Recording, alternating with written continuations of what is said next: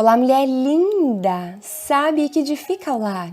Eu sou Eliane Cristine e estamos lendo juntas o livro Uma Mulher Amorosa, de Dean Brestin. Esta leitura foi autorizada. Para a aquisição do livro, entre em contato com a editora BB Books. Leitura 16. Amar é uma escolha.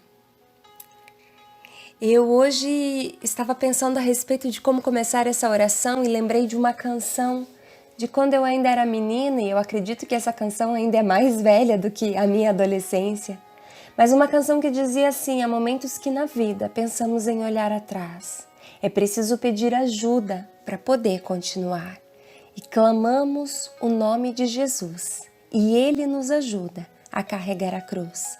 Pai, eu oro para que mulheres, independente das circunstâncias, não olhem para trás, mas que sigam olhando para o Senhor, que é o autor e consumador da nossa fé.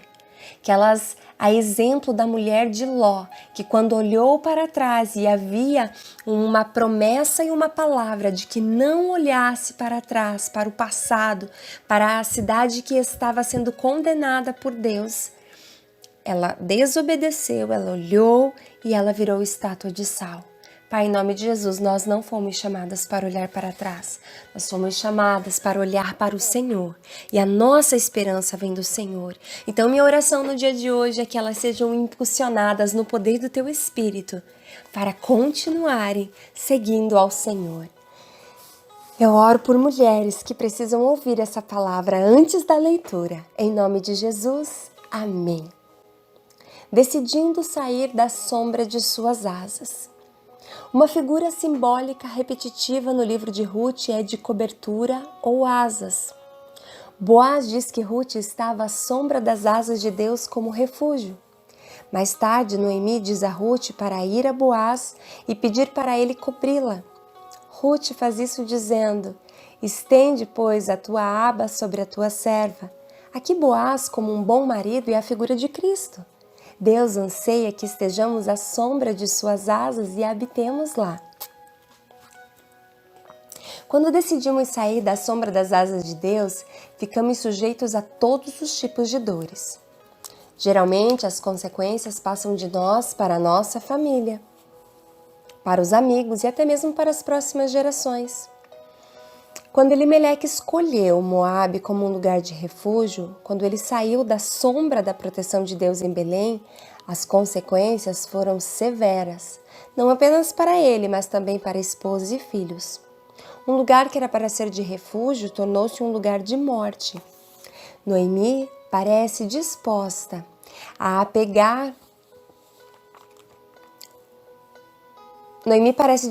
se apegar a Deus em meio à perda de seu lar, de seu esposo, a perda do seu sonho por noras cristãs e netos preciosos. Mas quando ela perde seus filhos, ela perde a esperança, não em Deus, mas na vida.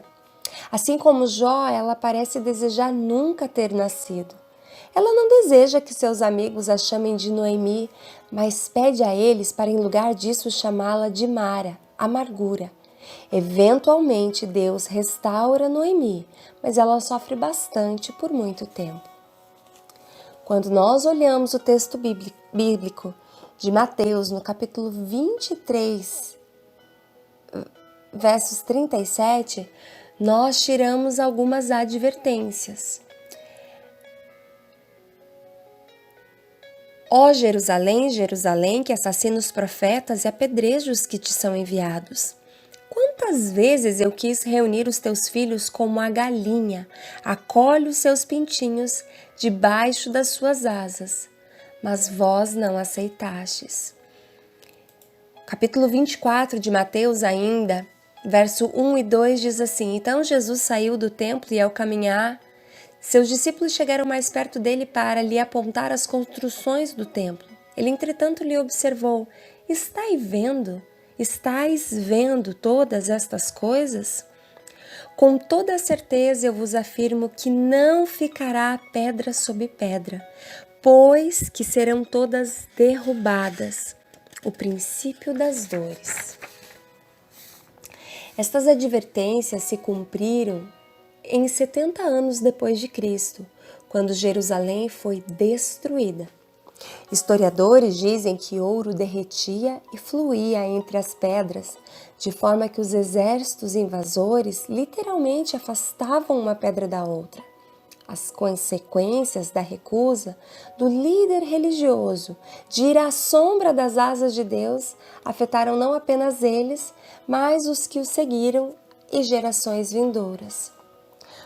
Quando lemos o livro de Salmos, no capítulo 36, do verso 7 ao 9, descobrimos quão precioso é teu amor, ó Deus. À sombra das tuas asas, os filhos de Adão encontram refúgio.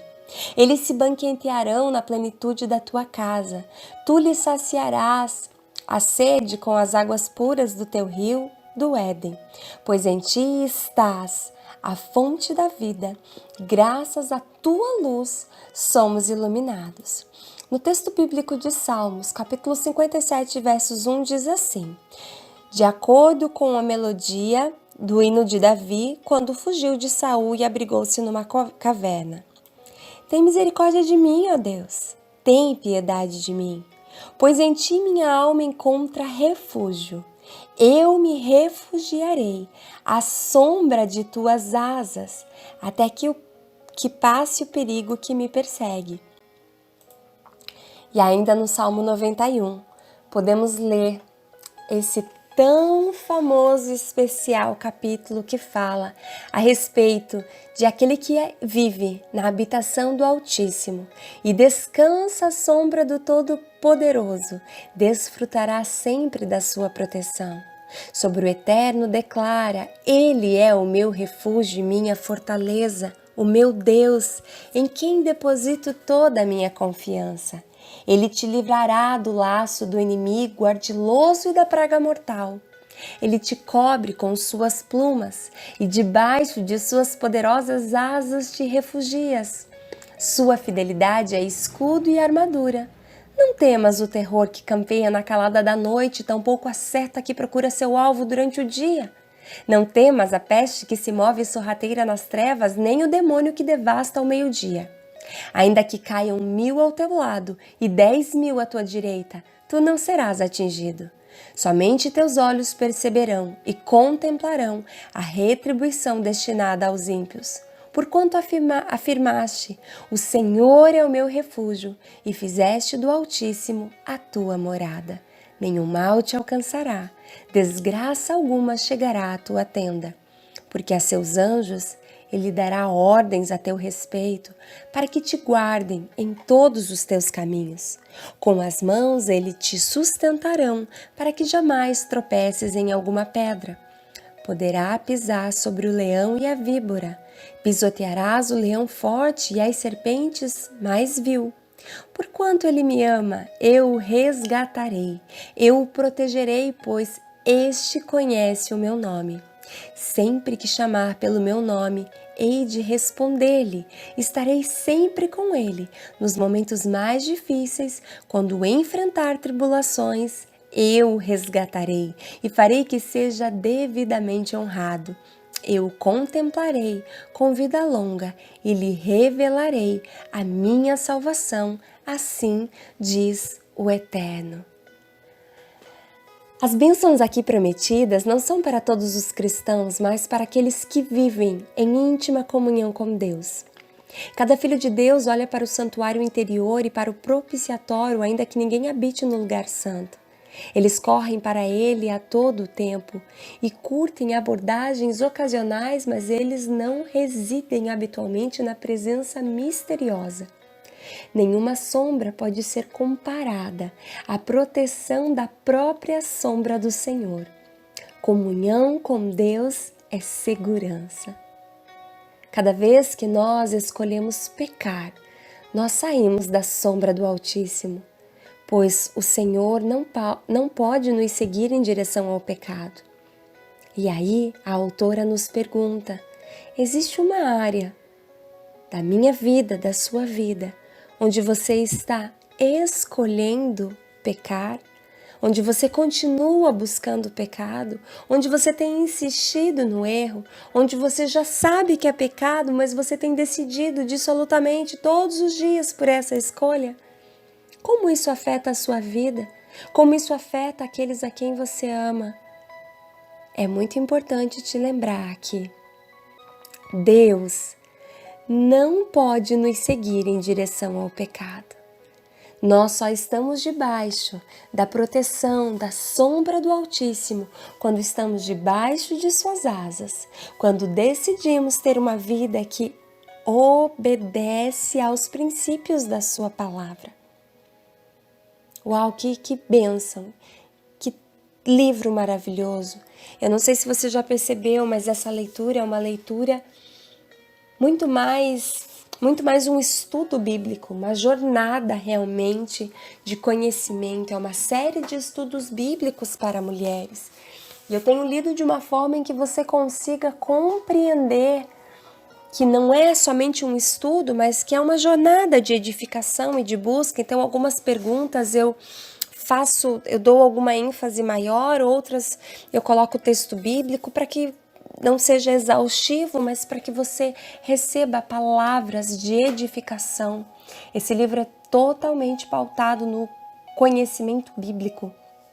E eu gosto muito de livros que trazem as escrituras para a nossa vida. E o texto do dia de hoje, a leitura do dia de hoje, vem nos lembrar que é somente nas asas do Altíssimo é que nós encontramos refúgio, mas que quando nós decidimos pecar, Deus não tem como nos acompanhar no pecado. Isso é muito forte e a gente precisa entender que enquanto estamos dissolutamente na prática do pecado, Deus não pode fazer nada a nosso respeito. Mas quando nós decidimos olhar para Jesus, olhar para a cruz e dizer: Senhor, eu não tenho tido forças, mas eu dependo de Ti, eu preciso de Ti e eu quero a mudança na minha vida. Ah, minha amada, então o Espírito Santo, Ele vem. Ele enche o teu coração de convicção, Ele te abraça e Ele ora por você com gemidos inexprimíveis. Aquilo que você não sabe orar, Ele ora por você. Aleluia! Se permita ser visitada pela presença transformadora do Espírito Santo. Se permita ser abraçada. Se permita se sentar no colo do Deus de amor. E realmente sentir que você está refugiada nele. Um grande beijo. Deus te abençoe e até nossa próxima leitura.